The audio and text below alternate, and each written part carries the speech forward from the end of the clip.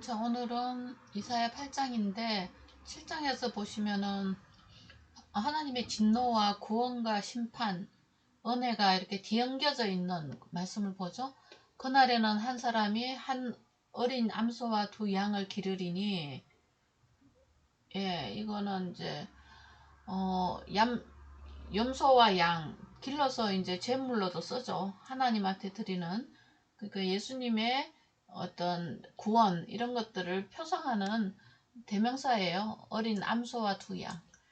이게 그리고 또 온 땅에 찔레와 가시가 있겠다. 심판이죠. 이런 것들이 막 뒤엉겨 있는 그런 그 예언을 계속 하시거든요. 이거 갈라내려면 언약이 있어야 돼요. 십자가에 대한 복음, 율법과 복음, 이런 율법의 가치관으로 살면 우리가 하나님 앞에서 징계를 받을 수밖에 없는 존재지만, 한 존재의 다리 역할로 인해서 다시 소망을 품는 그루트기 신앙, 그것을 주시는 분이 또 하나님이시라는 것을 잊어버리면 안 되죠. 그래서 은혜의 하나님, 심판의 하나님이시기도 하며 은혜의 하나님이시죠. 그래서 이것을 아는 다니엘 같은 사람의 기도를 보면 뭐라고 하죠? 지금 다니엘은 이 이후의 사람이에요. 진노 중에라도 긍휼을 잊지 말아주세요. 이렇게 말하고, 또 하박국 같은 선지자도 주의 일을 수일 내에 부엉케 하옵소서. 그 바벨론으로 자기 백성을 징계한다는 말을 듣고도 바들바들 떨리죠. 고난이 오니까요. 그렇지만 끝에는 은혜로 덮으실 것이라는 하나님을 아는 이제 하박국이가 그 노래를 하는 거죠. 뭐가 없을지라도 우리는 여호와를 인하여 기뻐하는 존재라는 존재적인 기쁨을 표명을 합니다. 왜 그러냐면 행위로 하나님을 대하는 인간을 따라서 처치하지 아니하시고 하나님이라는 존재로 대하시는 그분, 언약의 하나님이죠. 그분을 알기 때문에 하박국은 또 그렇게 노래하죠. 자, 8장 가면요. 여호와께서 내게 이르시되, 이사야에게 직접 말씀하십니다. 너는 큰 스판을 가지고 그 위에 통용 문자로 마헬 살랄 하스바스라고 써라. 지금 모든 사람이 다 알아듣는 용어죠. 이게 이 유대인들이 쓰는 그런 용어로 큰 스판에다가 크게 쓰라는 거죠. 내가 진실한 증인 제사장 우리아와 여베레기야의 아들 스가랴를 불러 정언하게 하리라 하시더니, 내가 내 아내를 가까이 하며 그의 임신하여 아들을 낳은지라. 여호와께서 내게 이르시되 그의 이름을 마헬살랄 하스바스라 적으라. 자, 이게 이제 무슨 뜻이냐면, 이제 아들을 낳는데 아들 이름이 이래요. 약탈에 날래고 포에게 신속하다. 그러니까 이제 이 말이 급하고 급하다는 뜻이죠. 근데 좋은 소식이 아니라, 자기 백성들이 이 포획하고 끌려갈 거라는 거죠. 또 약탈에 처참하게 무너질 거라는 것을 예언하는 거죠. 그래서 이런 이제 아이 이름을 또 이렇게 마헤르 살랄 하시바스 이렇게 지라는 거야. 부를 때마다 이제 이걸 기억을 해야 되는 거죠. 선지자는 아이 이름을 이렇게 이제 패망과 패배가 급하게 온다. 아주 급하게 온다. 이게 이제 이렇게 이름 짓는 사람은 없잖아요. 근데 이제 하나님이 이렇게 시키는 거죠. 당신의 할 일을 예견하는 거예요. 그래서 이제 선지자 입장으로서는 할 수 없이 이렇게 해야 돼요. 그래서 결국은 이 아이가 내 아빠 엄마라고 부르기 전에 다메섹스의 재물과 사마리아 노략물이 아수르 왕 앞에 옮겨질 것이다. 사마리아와 다메섹이 이제 아람 왕이잖아요. 그게 이제 다 옮겨갈 거라는 거죠. 이제 이거 보면은 또 많은 세월이 지났죠. 아까 65년 만에 망한다고 했는데 그 세월이 지난 다음에 또 이제 예언을 받은 게 코앞에 왔다는 거죠. 아이가 엄마 아빠 하면은 뭐 기본적으로 두세 살 되면 하잖아요. 그러니까 너무 임박해 왔다는 거죠. 심판이. 자, 이렇게 여호와께서 다시 내게 말씀하여 이르시되, 내 백성이 천천히 흐르는 실로와 물을 버리고 러신과 르암말리아의 아들을 기뻐한다. 천천히 흐르는 실로아의 물. 실로아, 그 이제 평강의 물이죠. 평강의 물을 버리고 하나님의 말씀입니다. 물은 다른 이제 이방신들의 아들을 좋아했다. 이 백성이 하나님 백성이. 그러므로 주 내가 흉용하고 창이란 하수 곧 아수르 왕과 그의 모든 위력으로 그들을 덮을 것이다. 은혜로 덮을 게 아니라 심판으로 덮겠다고 하시는 거죠. 우상 숭배하는 그 우리의 자아를 깨겠다는 거겠죠. 모든 골짜기에 차고 모든 언덕에 넘쳐 흘러서 유다에 들어와서 가득하여 목까지 차리라. 임마누엘이여 그가 펴는 날개가 내 땅에 가득하리라 하셨느니라. 그러니까 심판이 이 땅에 가득한 모습으로 오시는 임마누엘, 하나님이 자기 백성과 함께 있다는 게 임마누엘이거든요. 좋은 소식을 갖고 온 게 아니라 이 남유다를 다 멸망시키겠다는 소식을 이사야가 이제 선포해야 되는 거죠. 이 사명을 받은 거죠. 자, 너희 민족들아 함성을 질러봐라. 그러나 아무 소용이 없을 거야. 끝내 패망하고 너희 먼 나라 백성들아 지를지어다. 너희 허리를 동이라. 그러나 끝내 패망한다. 너희 허리에 띠를 띠라. 그러나 끝내 패망한다. 허리에 띠는 뭐 진리의 띠가 아니라 우리가 인간이 만든 방책이겠죠. 근데 그것이 이겨내질 못할 거라는 거죠. 너희는 함께 계획하라. 그러나 끝내 이루지 못하리라. 말을 해보아라. 끝내 시행하지 못하리라. 하나님이 이제 인간의 책략이나 이런 게 얼마나 보잘것없는 것을 알죠. 근데 인간만 모르는 거죠. 자기들의 위대함을 생각하니까.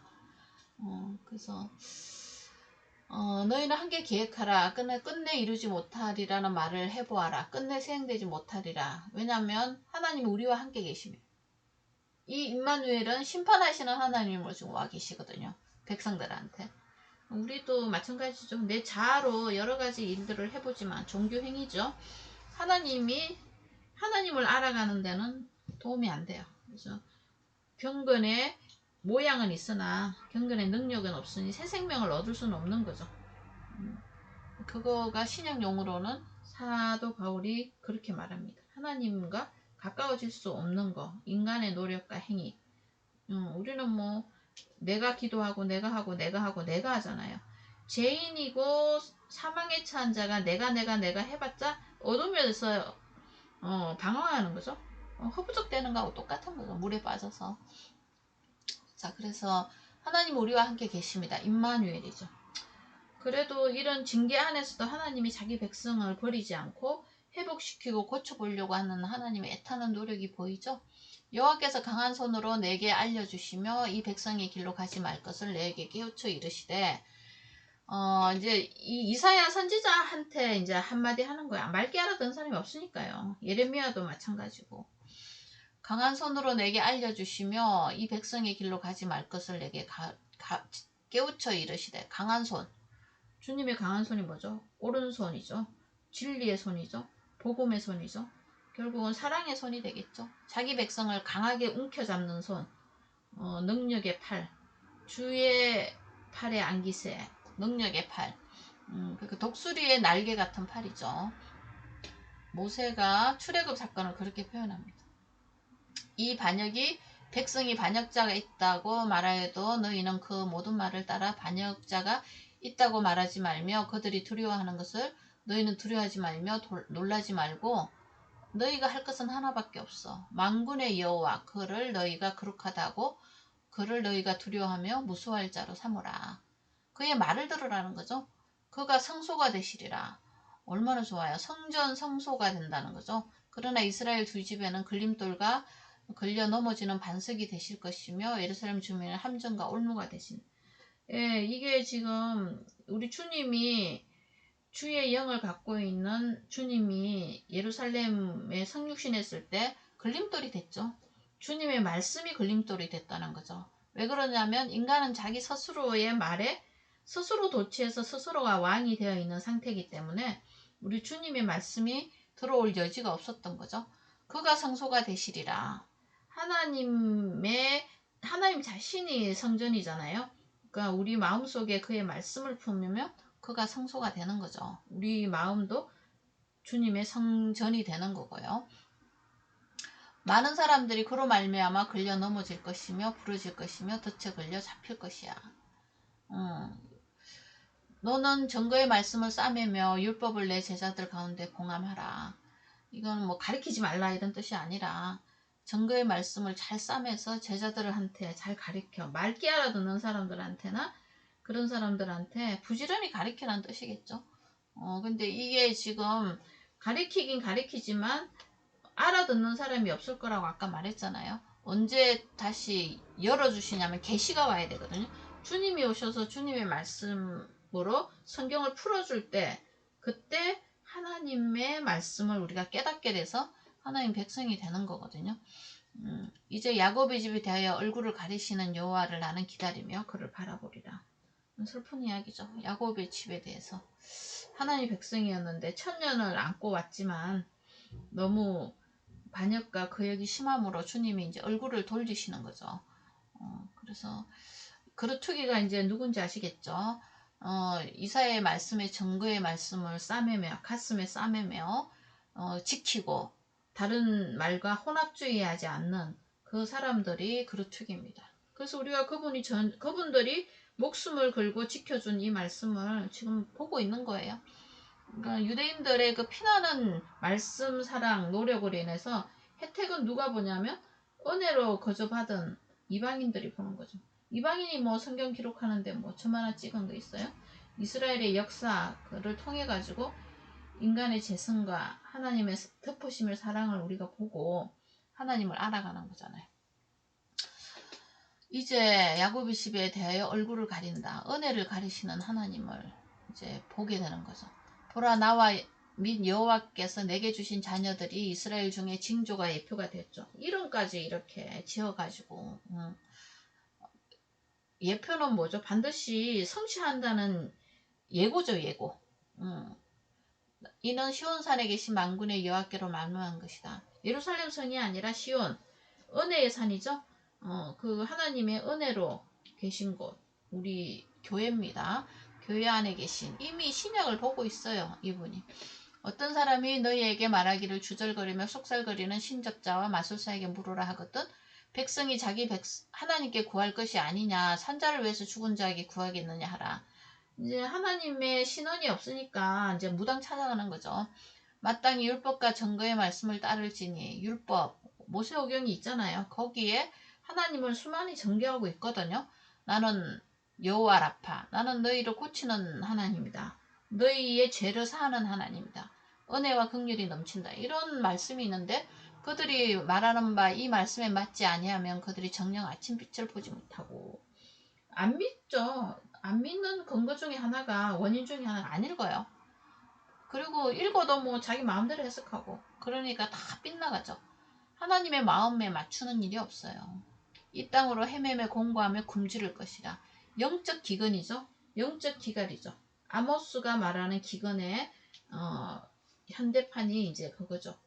이거예요. 지금 굶주리고 무슨 말씀을 들어도 안식이 없는 거.